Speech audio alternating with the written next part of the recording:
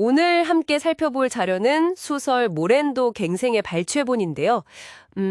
뭐랄까, 극심한 가정 환경 속에서 피어난 의붓남매의 이야기인데 상당히 어둡고 또 강렬합니다. 네, 맞습니다. 이 뒤틀린 관계하고 그 안에 금단의 감정들을 파고드는 내용이죠. 그래서 오늘 저희는 이 이야기 속에서 서인과 나현, 이 두 인물의 심리 변화, 그리고 관계가 어떻게 변해가는지 그 과정을 좀 명확하게 짚어보려고 합니다. 네, 그 병든 환경이 이 두 사람을 어떻게 옭아매는지 그 심리적인 궤적을 따라가 보는 게 중요할 것 같아요. 말씀하신 것처럼 이들의 내면 변화가 핵심이거든요. 이야기 시작부터가 굉장히 충격적이죠. 서인의 유년 시절이요. 알코올 의존증 어머니의 학대, 특히 그 첫 애완견 치와와를 계단에서 떨어뜨려 죽인 사건. 그리고 아버지의 무관심, 거의 방관에 가까웠죠. 네, 이런 환경이 서인에게 뭐랄까 단순한 애정결핍 이상의 영향을 준 것 같아요. 정확합니다. 그 사건은 단순한 트라우마가 아니라 서인이 감정적으로 세상을 그냥 차단해버리는 계기가 돼요.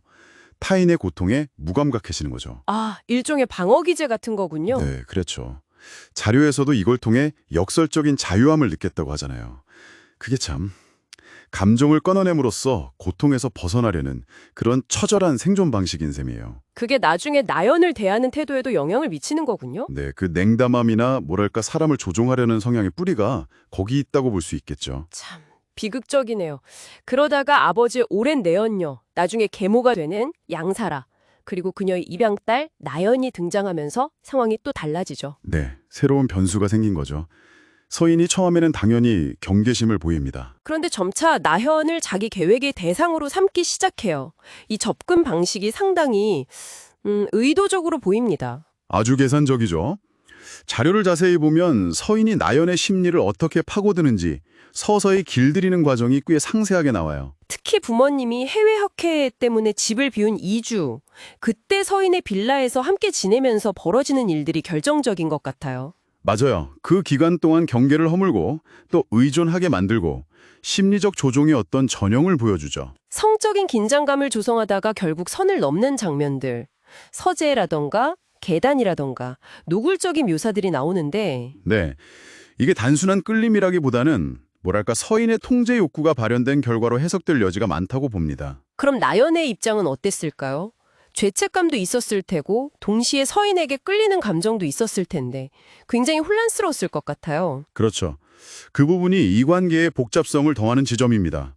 나연이 분명 서인의 영향력 아래 놓이긴 하지만 네. 동시에 그 불안정한 원래 환경에서 벗어나고 싶은 욕구도 있었을 거고요. 네. 또 서인에게서 어떤 종류의 안정감을 느꼈을 수도 있어요. 비록 그게 좀 왜곡된 형태일지라도요. 아, 단순한 피해자라고만 보긴 어렵댔군요. 네, 수동적으로 끌려갔다기보다는 생존 본능이나 애정 갈망 같은 복합적인 감정들이 섞여 있을 가능성이 높죠. 그런 위태로운 관계 속에서 부모 세대의 죽음이 연이어 발생하잖아요. 서인의 어머니가 살해되고 서인은 이걸 또 행운이라고 여기고. 네, 참 그렇죠. 그리고 아버지와 양어머니마저 교통사고로 함께 사망하면서 맞아요. 이 두 사람이 사회적으로 완전히 고립되는 상황이 오죠.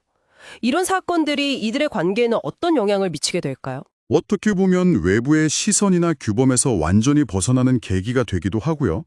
동시에 사회적 스캔들 속에서 서로에게 더욱 의존하게 만드는 아주 강력한 촉매제가 됩니다. 특히 양사라가 죽기 직전에 나현에게 퍼부었던 그 격렬한 비난과 폭력, 그 장면이 좀 인상 깊었어요. 네, 그 장면은 이들의 관계가 결코 아름다운 도피가 아니라는 걸 암시하죠. 상처와 트라우마 위에 세워진 아주 불안정한 관계라는 것을요. 고립이 관계를 더 밀착시키는 동시에 병리적인 측면을 더 심화시킬 수가 있는 거죠. 아, 그리고 빼놓을 수 없는 게 서인의 두 번째 애완견, 개의 역할인데요. 이게 단순한 동물이 아니라 뭔가 상징적인 장치로 계속 활용되는 것 같아요. 맞습니다. 개는 여러 기능을 하죠. 첫째는 서인의 그 왜곡된 애정 표현의 대상이면서 동시에 통제 욕구를 보여주는 거울 같고요. 네네. 둘째는 가족 내의 긴장 관계를 드러내는 장치예요. 예를 들어 개가 양사라의 화장품 냄새에 알레르기 반응을 보이는 거. 아, 맞아요. 그 부분. 그게 서인과 사라 사이의 그 억압된 갈등을 보여주는 거죠. 서인은 또 이 개를 이용해서 자기 의도를 관철하기도 하고요. 그의 복잡한 내면을 보여주는 중요한 상징입니다. 듣고 보니 정말 이 자료가 극한의 환경이 한 개인의 내면을 어떻게 파괴하고 또 관계를 얼마나 예측 불가능하게 비틀어 놓을 수 있는지를 정말 강렬하게 보여주네요. 네, 서인과 나연의 심리를 따라가는 것만으로도 감정 소모가 상당하죠. 자, 그럼 이제 마지막 질문을 던져볼 시간인데요. 모든 비극을 겪고 세상에 단둘이 남겨진 서인과 나현. 이 관계는 과연 어떤 모습일까요? 이것을 뭐랄까 순수한 애정의 한 형태로 볼 수 있을지, 아니면 깊은 상처와 상호의존, 그 뒤틀린 욕망이 만들어낸 필연적인 결과일지. 그리고 제목에 담긴 갱생, 다시 살아난다는 의미잖아요. 과연 이들에게 그런 가능성이 있을지? 네. 당신은 어떻게 생각하시나요? 이들의 미래에 대한 질문은 정말 쉽게 답을 내리기가 어려운 깊은 여운을 남기는 것 같습니다.